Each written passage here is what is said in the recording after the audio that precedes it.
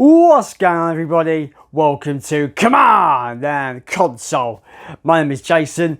Today, as it's the Halloween season, it's literally Halloween week. I thought I'd do a spooky video, and this will be my top 5 most underrated horror games ever. The way I've created this list is I've picked games out of my collection. So if your favourite horror game that you find is underrated is not on this list, it's probably because I either haven't played it or it's not in my collection.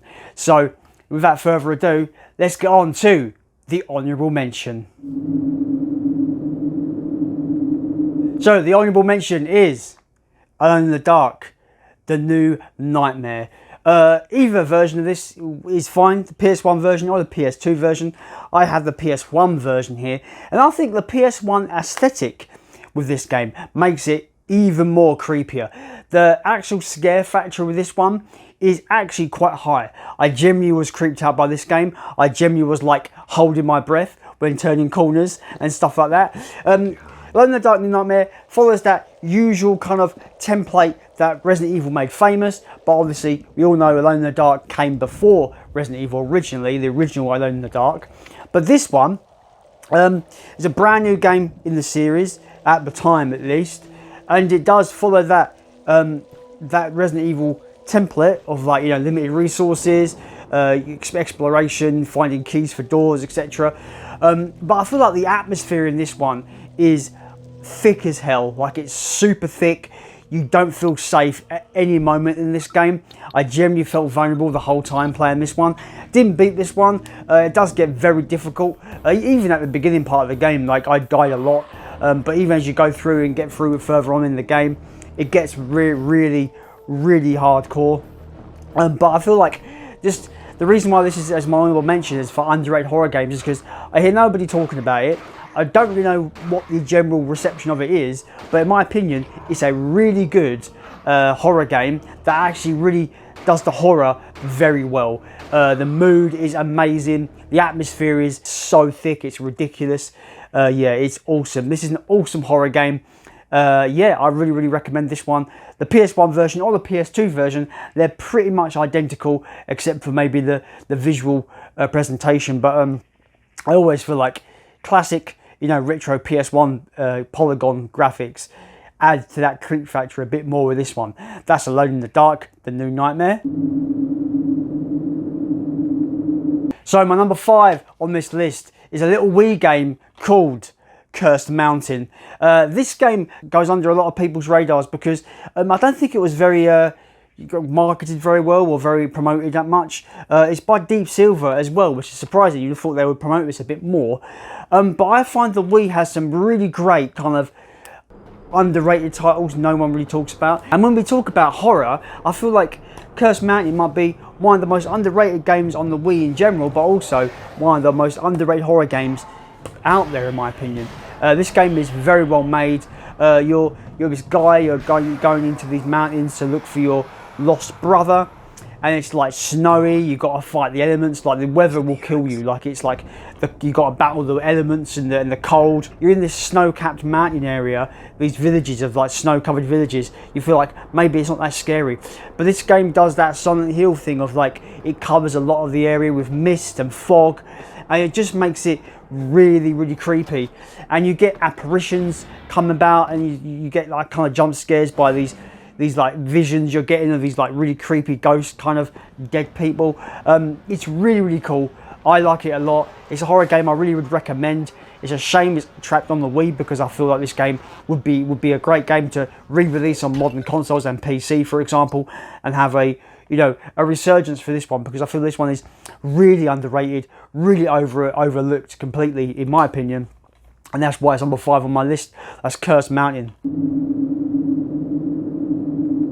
Number 4 is the most overlooked Resident Evil spin-off ever, and it might be my favourite Resident Evil spin-off. That is Resident Evil Dead Aim. This game is just another game that has loads of atmosphere. It's creepy, it's dark, it's dank, it's dirty. You're on this old cruise ship that's been abandoned, and yeah, it's got some just great gameplay decisions in there that I feel like add to the atmosphere and the overall tone. I really like this game. It's unbelievably, surprisingly good. Like, when you think of Resident Evil spin-offs, you don't expect them to be great, right? There's some odd ones there here and there that are great, like Resident Evil Revelations 2, for example. But like, you've got stuff like this where you pick it up, you've never played it before, and it just surprises the hell out of you. I think for a horror game, this is really well done. You feel the dread and the absolute like terror on this cruise ship that something's terribly gone wrong, and yeah, when you bump into the zombies and the dead, it does get terrifying. And obviously the combat in this one is a bit different. It's in first person, so you're moving the reticle around and shooting. But I feel it's very satisfying to shoot stuff in this game, and the fear factor is really high as well. Yeah, this is definitely an underrated horror game in my opinion. More people need to check it out. I love it. I actually surprised how much I do love it, and I feel like this is a horror game a lot of people could get on board with, because I think it's really decent. That's Resident Evil Dead Aim. Number 3 is following in the footsteps of Resident Evil Dead Aim. It's funny because I genuinely thought this game I'm talking about came out before that one, but it didn't. So Resident Evil was the first horror game to do a thing on the ship, but this one I think does it better, and that is Ubisoft's Cold Fear. Yeah, this is basically Resident Evil 4 on a boat at sea. I mean, it's absolutely terrifying. This game absolutely shit me up when I was a kid playing this one. This is more of along the lines of the game that I wanted Resident Evil 4 to be. I wasn't all up for the action horror that Resident Evil 4 was back in the day. I wanted more of a classic Resident Evil formula. This takes the over-the-shoulder aspect of Resident Evil 4, but it retains that old school Resident Evil formula, that old school Resident Evil tone and atmosphere, and it is great. It's so good. It's so scary. I generally feel uncomfortable and vulnerable for the whole game. Even though you get guns and you get more weapons in the game, you don't feel safe at all. The boat is rocking as well, so you can actually fall off the boat and die. You've got to like kind of try and not stay away from the edge of the boat when it's like, when you're getting like, turbulent waves and stuff. This game is so good. Not enough people talk about it, in my opinion. It is one of those games that's getting up in price as well, so go and grab it when you can, because it's definitely a game I highly recommend. It's got a great fear factor. I'm scared throughout this game. It's terrifying. The atmosphere is fantastic. The boat is just eerie and creepy, and the fact that you're at the whim of choppy waters. You can actually the boat can kill you essentially. It's pretty awesome. This game is one of the most underrated horror games ever in my opinion, and I love it. That's Cold Fear. My number 2 might surprise people, because obviously I'm rating these games based on how their fear factor is and how their atmosphere is. And I feel like when we look at first-person shooters, for example, I don't think there's a game that has an atmosphere quite like this game. People are surprised because people might not consider this a horror game, but it's definitely a horror game for me, and that is Doom 3. A lot of Doom aficionados just can't skip this one when it came out. It was very much a slower paced affair, very atmospheric, very horror based. I can take those first couple of Dooms and love the fast paced shooting aspect, but when I want a horror game and I want it in that kind of like creepy demonic era of Doom, I go for Doom 3.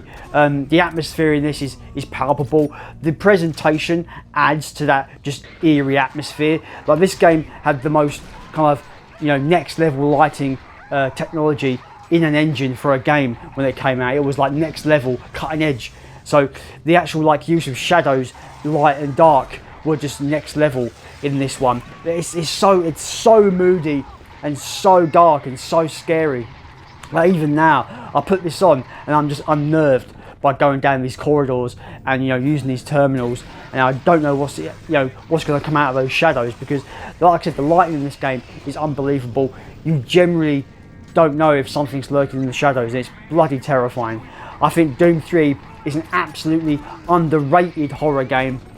People might rate it quite good for a first-person shooter, but as a horror game, it's one of the most underrated ones. No one talks about this one. I love it. The horror is fantastic. The fear factor is up here for me, and it's one of the best ones in my opinion. That is Doom 3.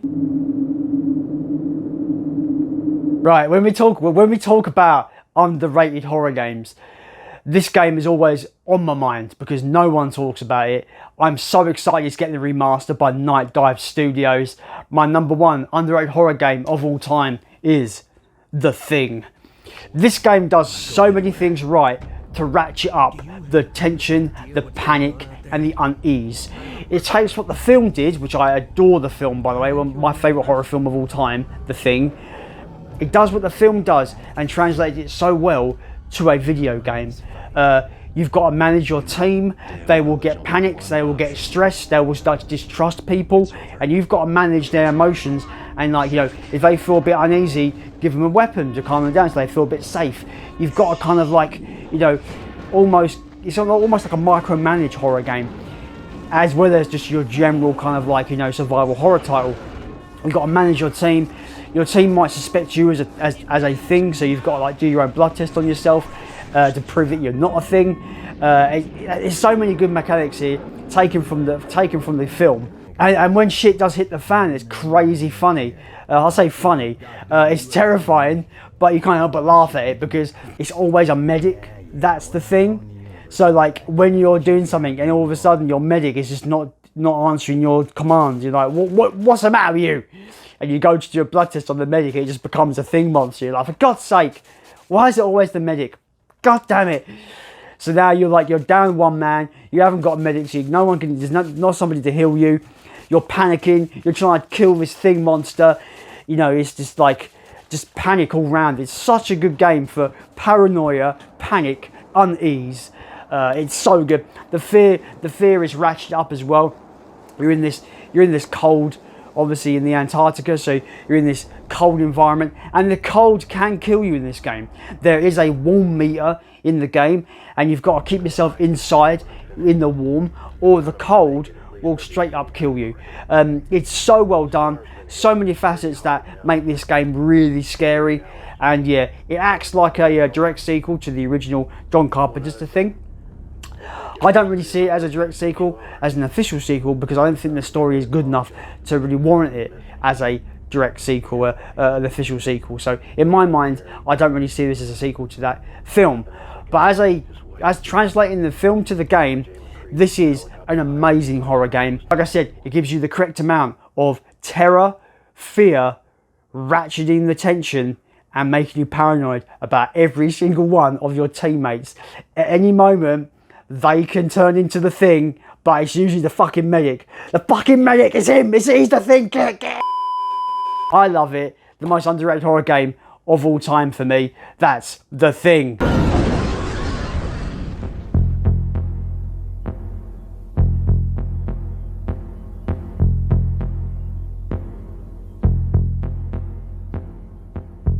So that is it guys. That is my top 5 most underrated horror games of all time, including one honourable mention in Alone in the Dark, The New Nightmare.